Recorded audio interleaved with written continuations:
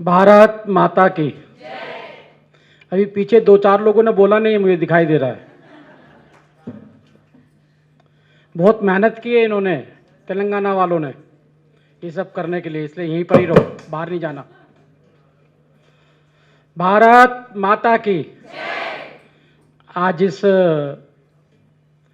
Bharatiya Janata party महिला मोर्चा की media और सोशल मीडिया की एक वर्कशॉप की अध्यक्षता कर रही भारतीय जनता पार्टी महिला मोर्चा की राष्ट्रीय अध्यक्ष बहन बनाती श्रीनिवासन जी,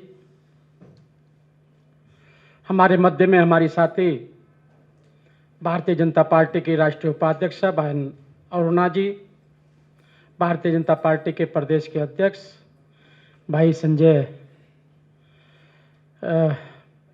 बंडी जी।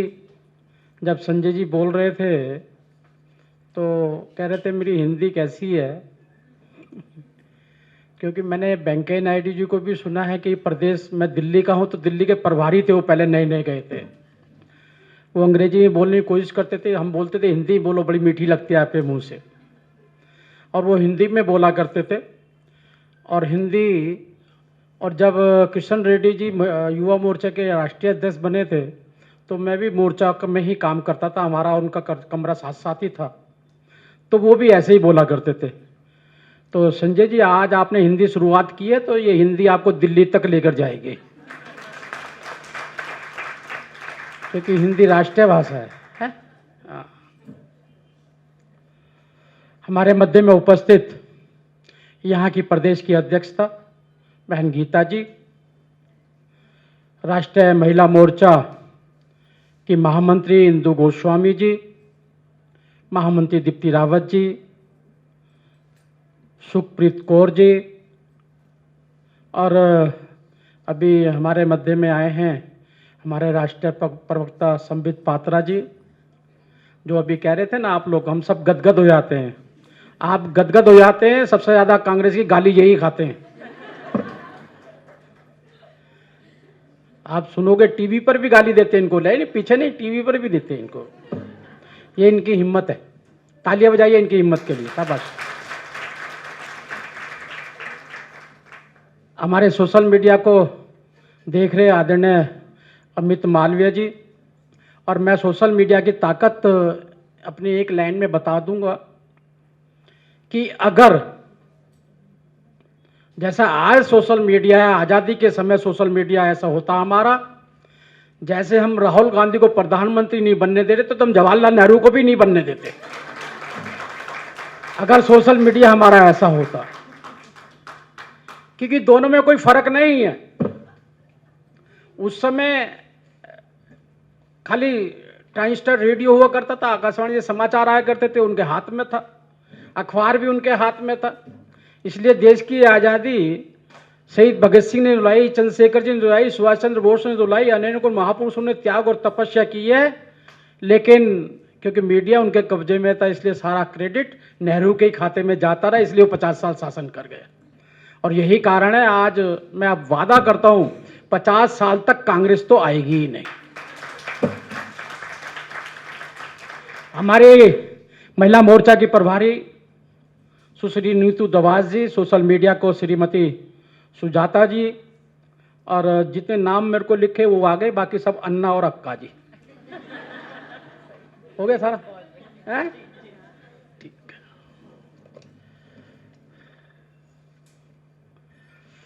बंदो ये सही बात है, आज सोशल मीडिया और सोशल मीडिया में और मीडिया की ताकत ही है कि भारतीय जनता पार्टी की मेहनत, देवदुर्लभ कार्यकर्ता जो काम करते हैं, हम जन जन तक पहुंचाने में सक्षम रहते हैं। मैं महिला मोर्चा के प्रभारी होने के नाते ये आपको वादा भी करता हूं कि महिला मोर्चा के द्वारा और महिला मोर्चा में महिलाओं के द्वारा जो हम देश का भविष्य देख रहे हैं, एक बहुत उज्जवल भविष्य में दिखाई दे रहा है। आने वाली राजनीतिक लड़ाई कोई धरना प्रदर्शन से नहीं होने वाली है, आने वाली लड़ाई कोई बड़ी बड़ी स्पीचों से नहीं होने वाली है, आने वाली लड़ाई अगर होने वाली है तो सोशल मीडिया और मीडिया के माध्यम से होगी। आज नहीं है किसी के पास समय, किसी भाषण सुनने के जाने के लिए, मैदान के अंदर जाने के लिए, धरना और प्रदर्शन के लिए समय नहीं है। सभी लोग टीवी के सामने बैठकर सोशल मीडिया के माध्यम से अपने विचारों का आदान प्रदान कर सकते हैं। आज आप अपने क्षेत्र में नहीं, अपने प्रदेश में नहीं, अपने देश में नहीं है, पूरे विश्व के अंदर आपकी पहचान होती है इसके माध्यम से। आपके विचारों को, गुणों का गुणगान होता है इसके, और इसको हमारी पार्टी ने पहचाना है। क्योंकि जब आप मौका दोगे तो हर वर्ग आगे बढ़ता है, और महिलाओं ने करके भी दिखाया है। इसका ताजा ताजा उदाहरण ओलंपिक है। एक अवार्ड आ गया है और दूसरा भी महिलाओं द्वारा आने वाला है। तो इसलिए मौका मिल रहा है, आपको प्राथमिकता के बिहाफ पर वो कार्य करके दिखाना है। और आपने देखा होगा जिस प्रकार से देश के प्रधानमंत्री जी ने, जब मैं मंत्रियों का अभिनंदन देख रहा था, जब देश के प्रधानमंत्री ने 11 मंत्री बनाई, उसमें मंत्री वही नहीं थी, खाली महिला बाल विकास ही नहीं थी, विदेश मंत्रालय। मैंने अब जब मंत्रियों की बैठक हुई थी उसमें भी कहा था कि निर्मला सीतारमन जी को पहले उनको रक्षा मंत्री बनाया था। जब जेट पर बैठकर वो गई थी, कोई कल्पना नहीं कर सकता, विश्व के अंदर पहली बार रक्षा मंत्री महिला बनी है तो हिंदुस्तान में बनी है। और जब वो जेट पर बैठ के जा रही थी तो एकदम दुर्गा लग रही थी बिल्कुल। मैंने वहां पर भी कहा था, मैं कहा दुर्गा लग रही थी लेकिन हिंदुस्तानी नहीं डरते, पाकिस्तान और चाइना डर रहा था। लेकिन हमारे लिए तो आज वित्त मंत्री है, लक्ष्मी की देवी है, विदेश राज्य मंत्री, इंडस्ट्री मंत्री, ऐसे ऐसे बड़े बड़े मंत्रालय उनको दिए गए। ये आदरणीय मोदी जी की विश्वसनीयता है महिलाओं के प्रति। और मैं मान के चलता हूं कि आने वाले समय के अंदर जिस प्रकार से राज्यपाल, उपराज्यपाल, लोको पायलट सुरेखा यादव ने हमारा गौरव बढ़ाया है, हमारा पायलट लेफ्टिनेंट भावना कांत ने हमारा गौरव बढ़ाया है। और यही नहीं, भारतीय जनता पार्टी ने अनेकों क्षेत्र में महिलाओं को बढ़ाने का कार्य किया है। और मैं मान के चलता हूं जिस सनातन धर्म के अंदर महिलाओं को सम्मान देने का काम भारतीय जनता पार्टी ने किया है, वो फिर दोहराने वाला।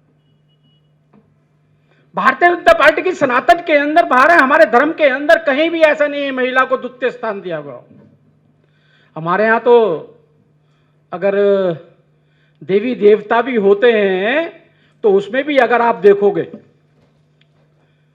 सीताराम बोलते हैं, राम सीता कोई नहीं बोलता। सीता को पहले बोलते, बाद में राम को बेचारे को बोलते हैं ना। गौरी शंकर बोलते हैं, शंकर जी बाद में आते हैं, पहले गौरी आती है। राधा कृष्ण बोलते हैं, कृष्ण जी कोई नहीं, राधे राधे। आप जाओगे वृंदावन जाओगे तो राधे राधे ही करते दिखाई देंगे सारे सारे बेचारे, कोई कृष्ण जी नहीं करता, राधे राधे राधे राधे राधे। लक्ष्मी नारायण जी पीछे, लक्ष्मी पहले। हमारे यहां हमेशा महिलाओं को प्राथमिकता दी गई है।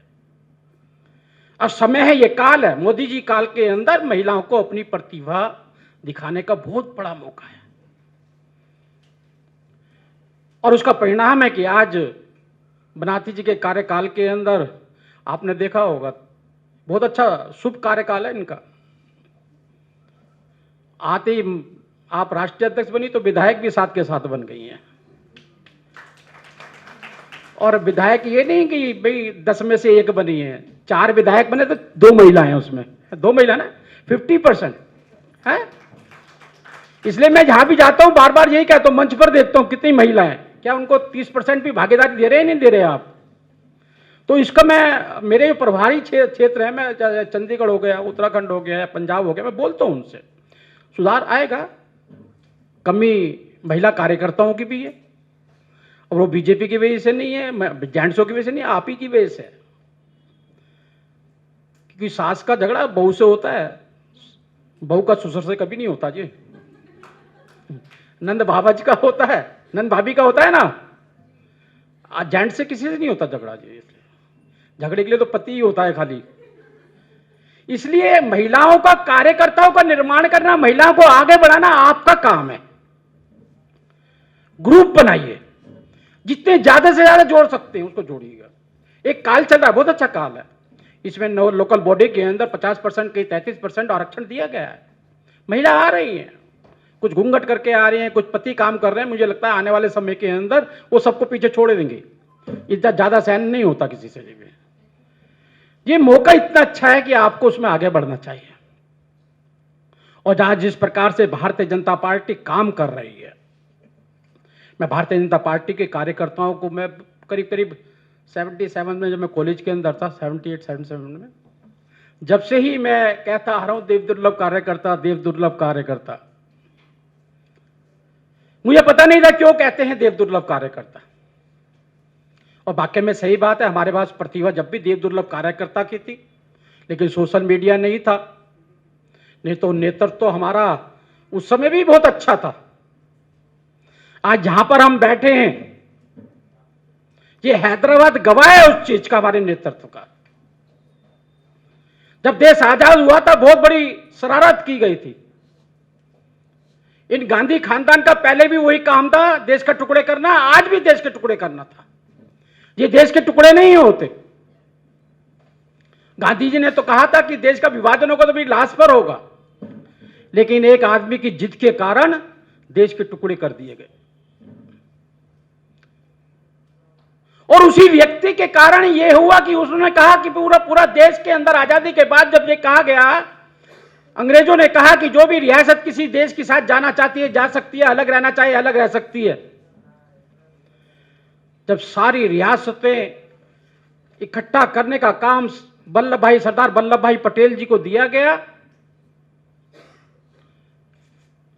तो उसमें दो रियासतें ऐसी थी, एक हैदराबाद और एक जम्मू कश्मीर, जो जवाहरलाल नेहरू जी ने कहा कि इनको मैं सॉल्व करूंगा। लेकिन उस समय सरदार वल्लभ भाई पटेल जैसे, आज का जैसा हमारे पास नेतृत्व है, वैसे भी सरदार वल्लभ भाई पटेल जी के नेतृत्व में हम वहां पर उस समय मजबूत खड़े हुए थे। और उन्होंने बड़ी चालाकी से 2-3 दिन फोन बंद रखकर किस प्रकार से यहां के निजाम को दबाव डालकर, डराकर इस हैदराबाद को भारत के अंदर जोड़ने का काम किया था। इसलिए हमारे देशभक्त कार्यकर्ताओं की वजह से आज हैदराबाद, तेलंगाना देश का अभिन्न अंग बना हुआ है। लेकिन जम्मू कश्मीर के जवाहरलाल नेहरू थे।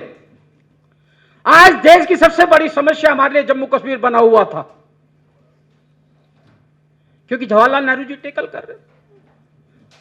और उनके कारण से क्या हुआ, आतंकवाद की जननी हो गया। और आतंकवाद, हमारा आर्थिक स्थिति सबसे ज्यादा कमजोर हुई तो आतंकवाद के पूर्ति के कारण हुई। और आज भी समस्या बना हुआ है, ना वो यूएनओ में जाते, ना ये समस्या खड़ी होती। लेकिन हमने सबको, हमारे अच्छे आज के नेतृत्व ने, जिसको कहते थे 370 नहीं हट सकती है, 370 हटाई नहीं, बल्कि कश्मीर को हम दावा करते हैं, आज की तारीख के अंदर बताता हूं मैं, कि आने वाला पाकिस्तान ऑक्युपाइड कश्मीर भी हमारा अभिन्न अंग होगा।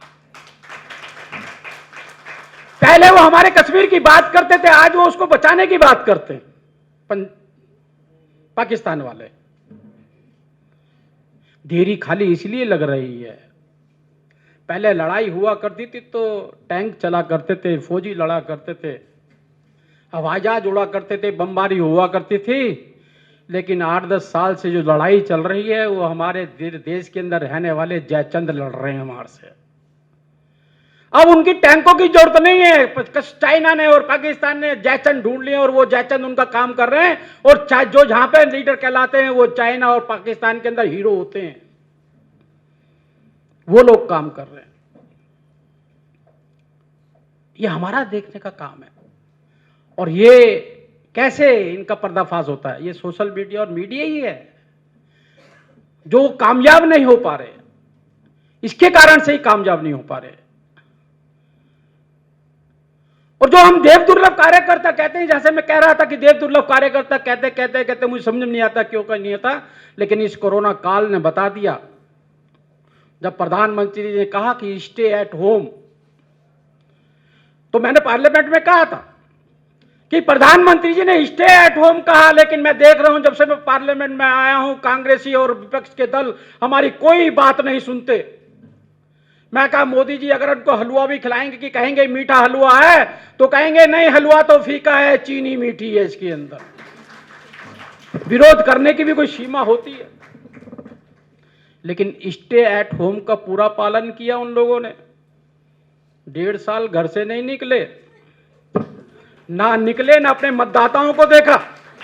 लेकिन मेरे देश दुर्लभ कार्यकर्ताओं को मैं नमन करता हूं।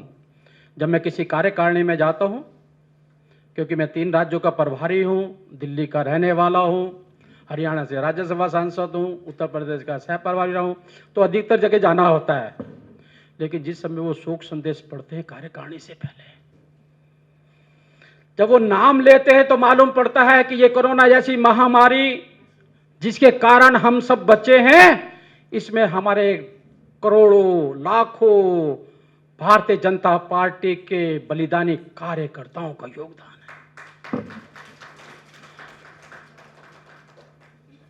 हमारे केंद्रीय मंत्री, प्रदेशों में मंत्री, जिलों में कार्यकर्ता, प्रदेशों के कार्यकर्ता, एक बड़ी सूची है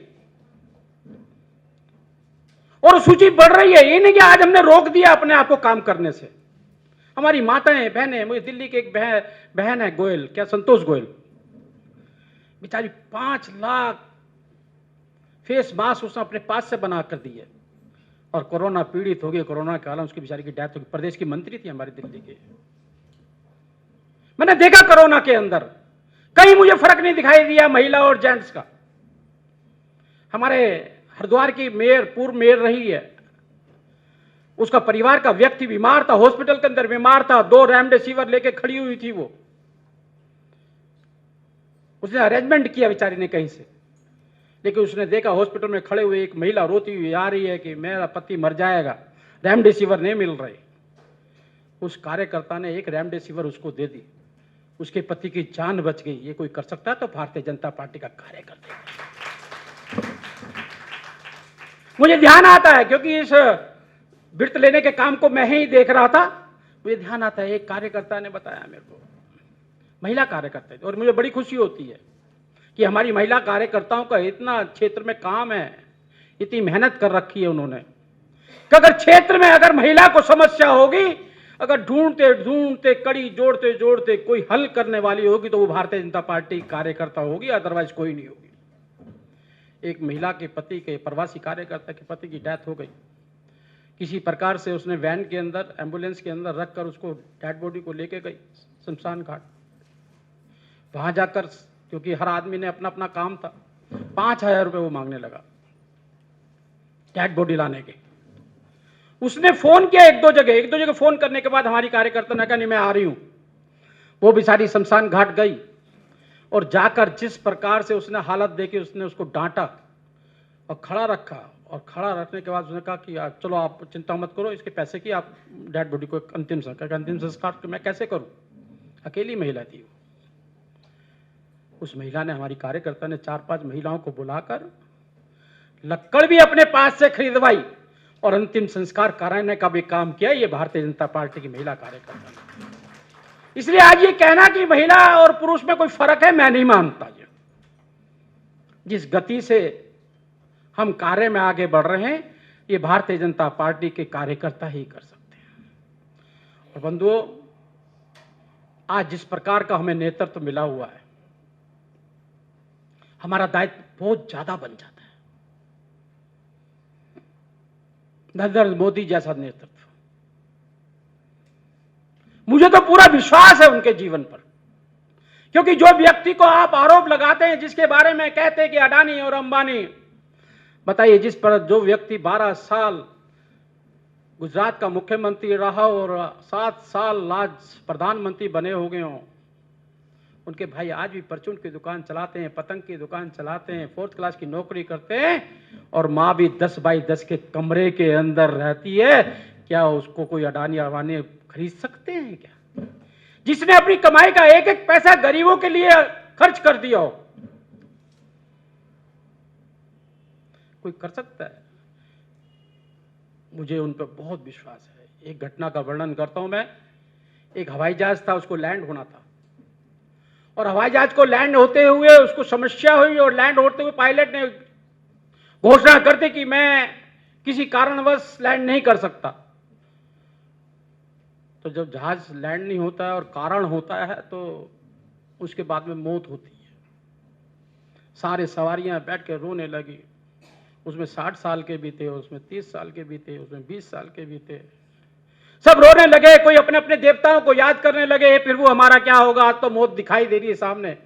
लेकिन उसी के बीच में एक 8 साल की बच्ची बैठी हुई मोबाइल पे गेम खेल रही थी।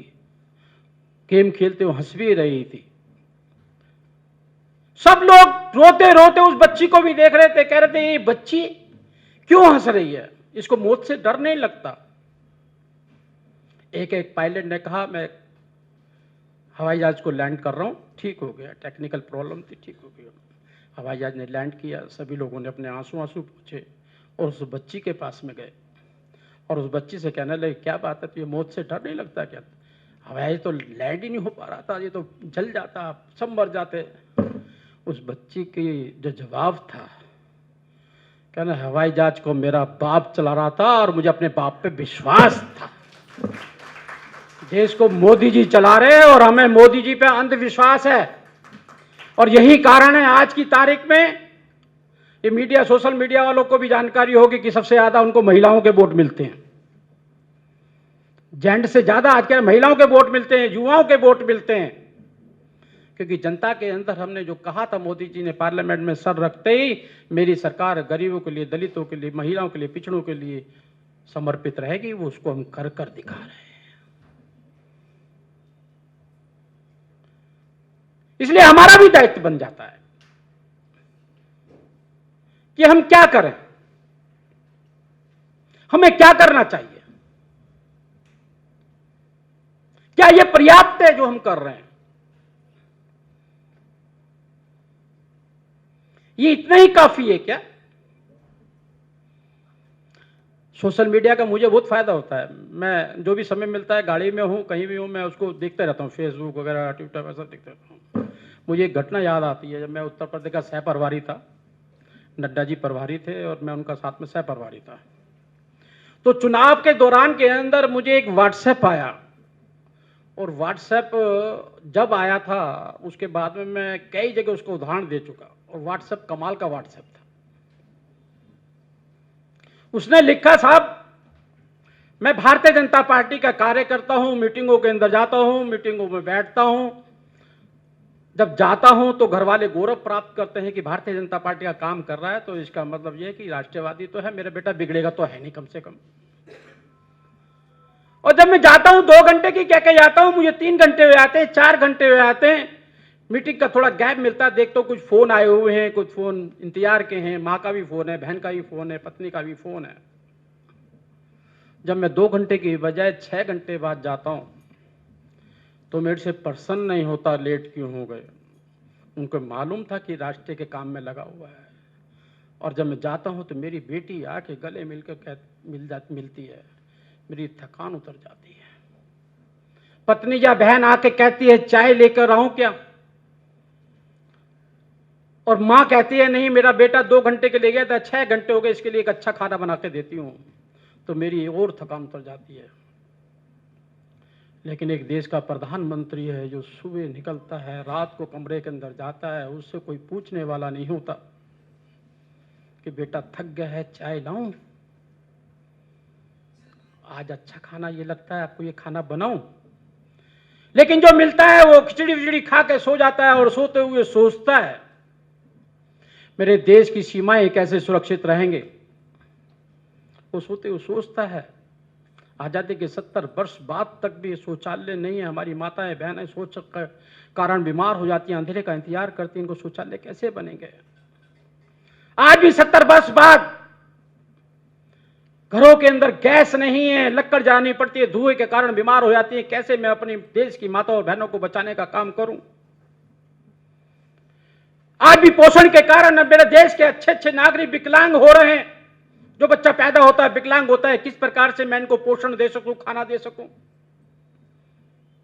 अमीर आदमी 7-7 इंजेक्शन लगाकर अपने बच्चों का भविष्य बचा लेता है, लेकिन गरीब माँ बाप नहीं बचा पाते। और मैं देश का प्रधानमंत्री हूं, ये मेरे भी बच्चे, मैं इन बच्चों का भविष्य कैसे बचा पाऊंगा।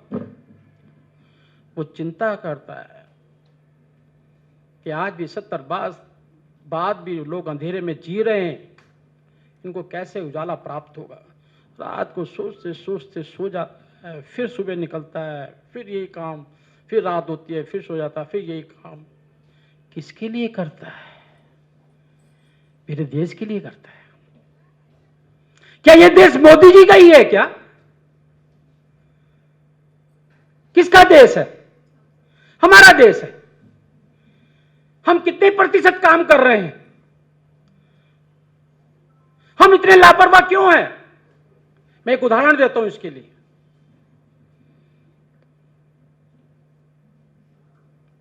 कि आप अपने आने वाली पीढ़ी को मकान दे सकते हैं, दुकान दे सकते हैं, एजुकेशन दे सकते हैं, अच्छी पढ़ाई दे सकते हैं, लेकिन क्या 15-20 साल बाद ऐसा वातावरण दे पाएंगे कि वो अच्छे मकान के अंदर रह पाएगा? क्या वो अच्छी नौकरी कर पाएगा? क्या वो अच्छे बच्चों को पाल पाएगा? आप कम से कम कश्मीर में रहने वाले 5 लाख पंडितों की तरह मत सोचो। उनके सेब के बाग हुआ करते थे, स्नोफॉल हुआ करती थी, बड़े बड़े बंगले थे, राजाओं की तरह रहते थे, देश के बारे में नहीं सोचते थे, समाज के बारे में नहीं सोचते थे। आज टेंटों में रहना पड़ रहा है। इसलिए ये जिम्मेदारी हम किसी को नहीं सौंप सकते। अपने बच्चों के भविष्य के लिए, अपने भविष्य के लिए जो जिम्मेदारी हमारी है। आज हमें ढूंढना है उनको जो देशद्रोही ताकतें मोदी जी को कमजोर करना चाहती है। मोदी जी का पूरा जीवन देश के लिए समाहित है। आज उन ताकतों को खड़े नहीं होने देना है हमने। हमारे पास बहुत बड़ा हथियार है सोशल मीडिया। आज एक एक योजनाएं आप देखिए, मोदी जी योजना लेकर आए हैं, वो सभी उल्लेख और भी आगे वक्ता करेंगे, मैं ज्यादा योजना में नहीं जाऊंगा। जिम्मेदारी वहन करने वाले को ही मिलती है। आपने देखा होगा घर के अंदर 4 बच्चे होते हैं तो कभी कभी तीसरा बच्चा जो होता है वो मैच्योर होता है, सब मां कहता है ये संभाल लेगा समाज को। जो संभाल सकता है उसको जिम्मेदारी मिलती है।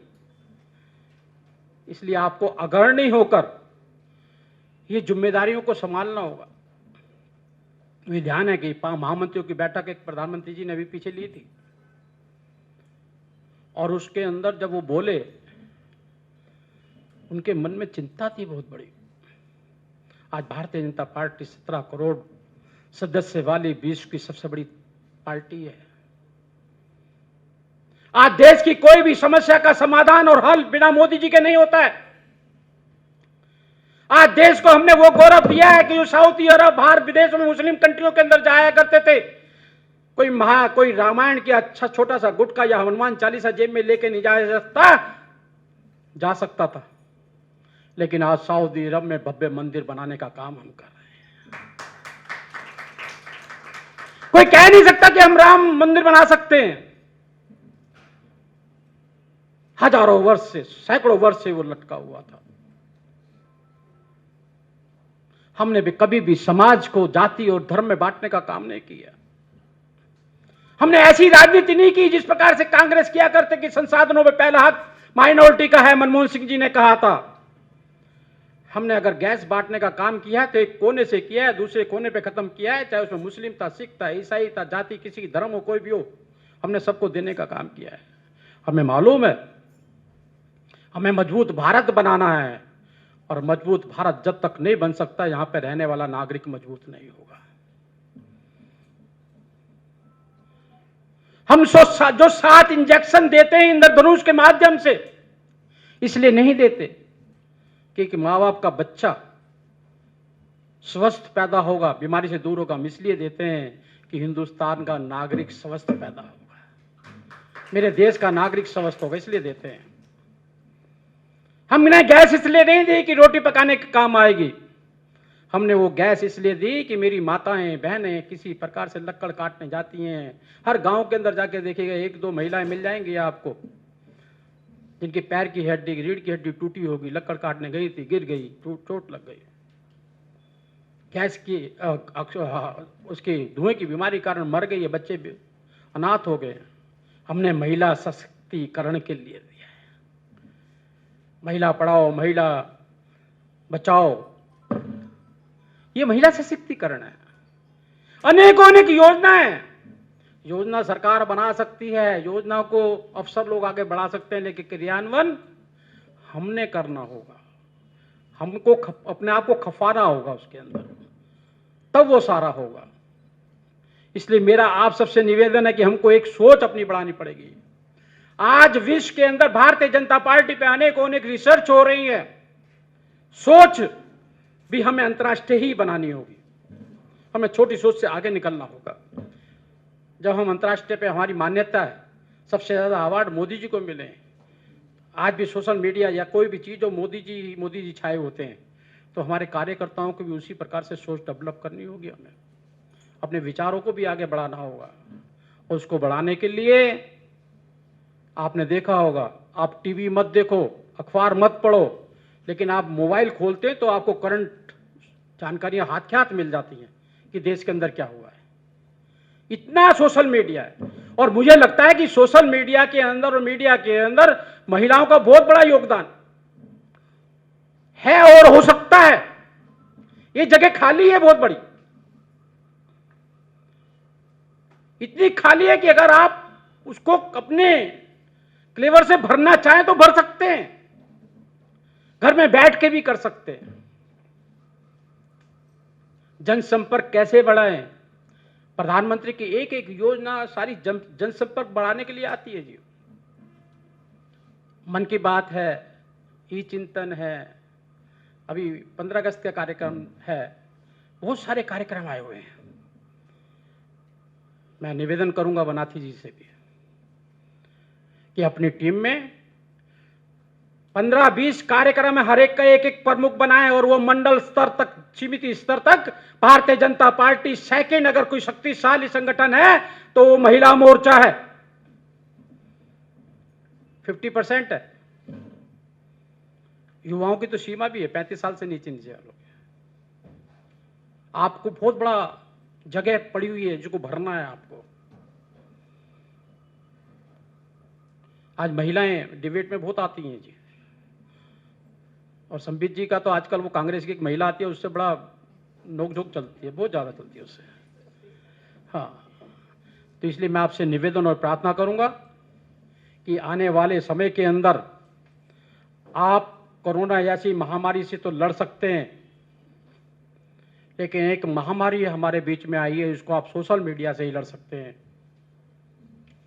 आपको समझाना होगा, समझना होगा। जैसे दिल्ली के मुख्यमंत्री ने 104 डॉक्टर कोरोना के कारण मरे थे दिल्ली के अंदर। एक मुस्लिम डॉक्टर, मुझे मुस्लिमों से परहेज नहीं है, मुस्लिम भी हमारे देश का नागरिक है, डॉक्टर भी हमारे देश का नागरिक है। एक मुस्लिम डॉक्टर को 1 करोड़ रुपया देना और 103 लोगों को ना देना, कोरोना से बच जाओगे, इस बीमारी से कैसे बचोगे आप लोग? ये चुनौती है हमारे सामने।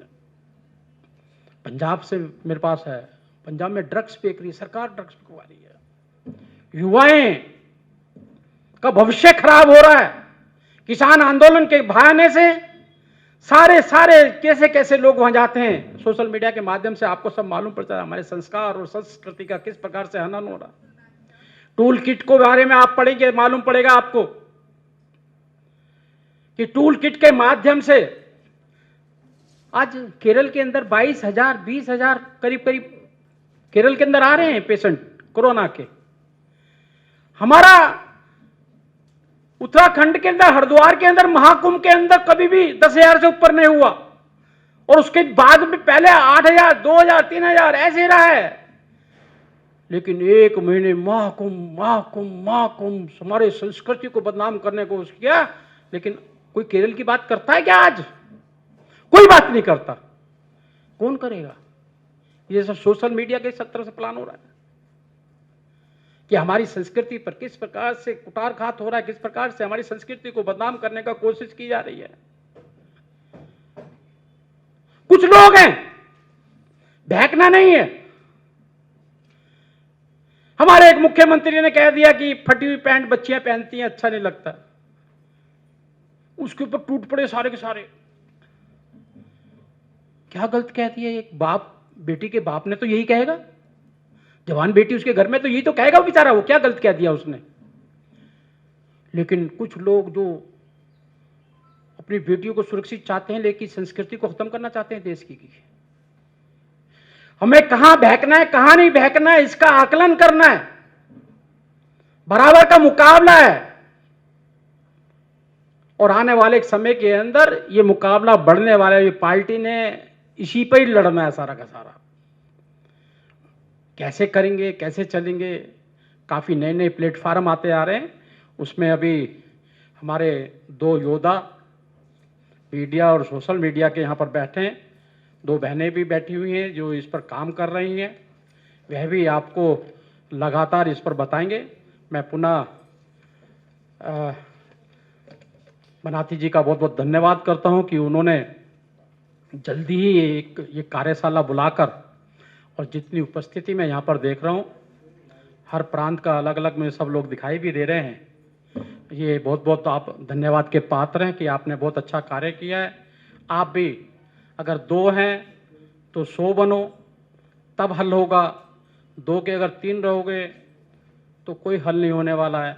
जितना बढ़ाओगे जगह बहुत खाली है, भरने की जरूरत है। आप देखिए ना 30% पार्टी ने कहा है, कहाँ है मोर्चों में 30% लोग महिलाएं? 8 मोर्चे में कहीं भी 30% महिला नहीं है, आपको नहीं मिलती है। इसलिए उसको भरना, कार्यकर्ताओं को जोड़ना, ये भी आपका काम है। बहुत बहुत धन्यवाद। जय हिंद, जय भारत।